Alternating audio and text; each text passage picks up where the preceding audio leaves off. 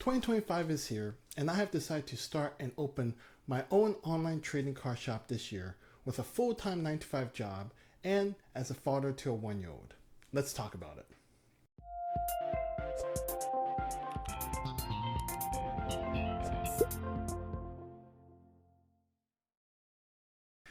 To start things off, I want to give you a little background about myself, my collecting history, and my story of how we got to this point of opening a store in 2025.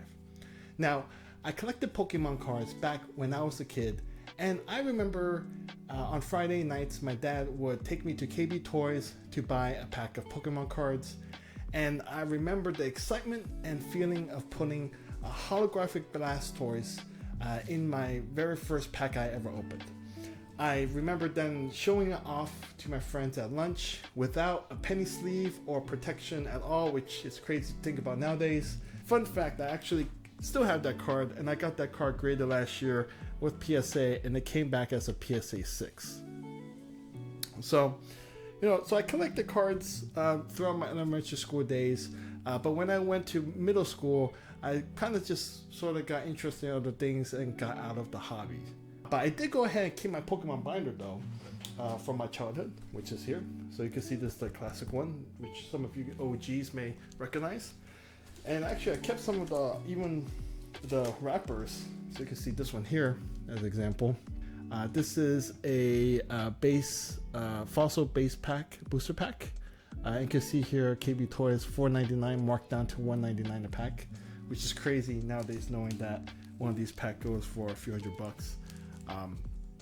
So definitely, still have a lot of my cards, a lot of great memories opening up a lot of these cards with my dad on those Friday nights when we went to go buy a pack of Pokemon cards. Now, fast forward 20 years to 2023, I became a dad myself.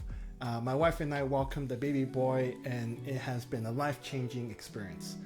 Just the thought of all the things I could do with my son really excited me. So that's, whether it's kicking a soccer ball or watching cartoons together, there was just a long list of things that I wanted to do with him. But at the top of that list, I wanted to find a hobby that we could bond together. And that's where my memory of my dad buying me Pokemon cards and opening them with me when I was a kid basically resurfaced. So in December 2023, I started to get back into Pokemon and started to collect. Obviously, my son is too young to know what Pokemon is, but I figured I would start a collection for us, and it's something he may get into when he's a little bit older.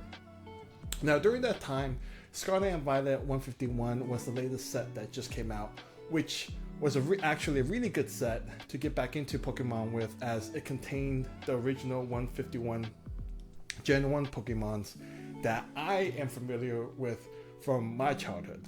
But I found out very quickly how many more new Pokemons have been introduced since I've been out of the game for the past 20 years. And around the same time, I also got into collecting Disney Lorcana, as the first chapter set had just been released out to the market just a few months earlier. Now, I'm the type of person that when I get into a hobby, I get into a hobby. Meaning I really dove deep into collecting whatever quantity of Pokemon and Lorcana stuff that I could get my hands on. So throughout 2024, I started to collect and buy a lot of sealed Pokemon and Lorcana products like booster packs, Elite Trainer boxes, blister packs, troves, and also got into collecting PSA graded English and Japanese Pokemon and Lorcana slabs. But what's the fun of just collecting sealed products if you don't open them? So, like many of you, I also opened up a lot of booster packs to go after the chase cards in each set. And as a result, I amassed a huge collection of bulk cards as well. Now, I've always wanted to start my own company, and with the quantity of sealed products that I have collected throughout 2024, I realized I have amassed more than enough quantity and variety of products to open up my own store, while still maintaining a good sized personal collection for my son and I to enjoy on the side. Hence, here we are today. So my 2025 resolution is to start my own online collectibles store to sell Pokemon, Lorcana, and even some One Piece products. Now, you may be asking why, Mike, are you starting your own store and not just sell on eBay, Facebook group, or Facebook Marketplace? Well, I did some test sales through my eBay store to see how things go, and the seller fees were just really too much. A lot of sellers on eBay have to increase their prices to be able to even just cover the seller fees, and as a result, the buyer has to take on the burden of paying more for a product, which I felt was unfair for the buyer. And with Facebook groups and Facebook Marketplace, it's another great option to buy and sell products, as that's where I previously have done some business as well, selling graded slabs. But the main issue with Facebook is getting the trust of a buyer. Facebook group and Facebook Marketplace have their fair share of scammers that prey on people with images of products that they do not own. Now, these scammers will basically go as far as photoshopping images with their name and timestamps to make it look believable, like the product is theirs, even conduct deals via PayPal goods and services. But ultimately, they will take the buyer's money, not ship any of the products that agreed upon, and basically ghost the buyer, which honestly, I have been a victim to, and so have countless others.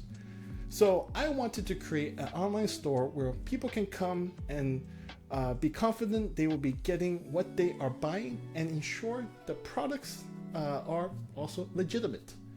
Additionally, making these YouTube videos and putting a face to the name of a store will also help buyers with additional confidence that they are buying from a legitimate seller. So creating this online store has been something on my mind for a while, and with the new year here, it's time to take action and actually make the store into a reality.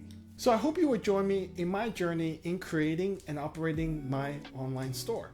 This series of videos will document everything related to starting my business, from buying a domain name, logo creation, website design, and applying for an LLC, and whatever else that may come up. So let's see how it goes. I hope my journey will inspire some of you to try starting your own business as well and be able to learn from the mistakes that I make. Thanks for watching. Please like this video and subscribe with bell notifications on to be notified when I release my next video in this series. Thank you all, and have a great rest of your day.